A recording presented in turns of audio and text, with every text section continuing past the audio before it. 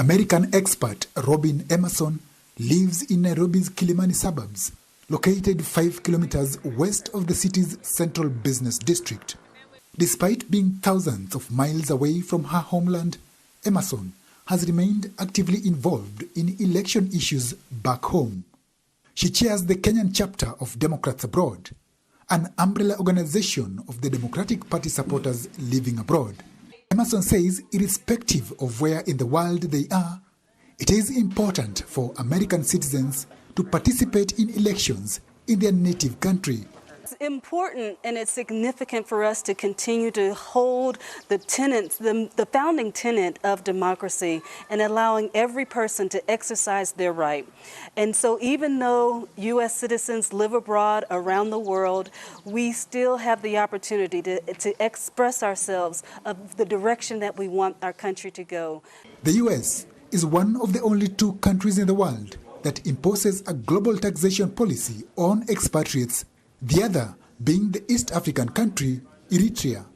Emerson says, as a citizen living abroad, among the issues important to her in this year's election is the issue of taxation. There are many tax issues that even as a citizen that still impact us. And so your vote is your voice. And so we encourage everyone to exercise that because one way or the other, we are responsible and we are impacted. And our vote can make a difference for everybody, not just in the U.S., but also around the world. Joanne Okorododo, another American citizen living in Nairobi, says she voted from abroad in the 2020 elections and will be doing the same this year. The 66-year-old businesswoman says the significance of the diaspora vote cannot be underscored, especially in a closely contested election. We must not be complacent. We must try and vote. I have never stopped voting. You know, as an American citizen, I've always voted. I will continue to vote, even if I have to crawl to vote, you know. But yeah, it's very important to vote. And especially for this year. The Democrats Abroad Kenyan chapter estimates that approximately 30,000 American expatriates reside in the country.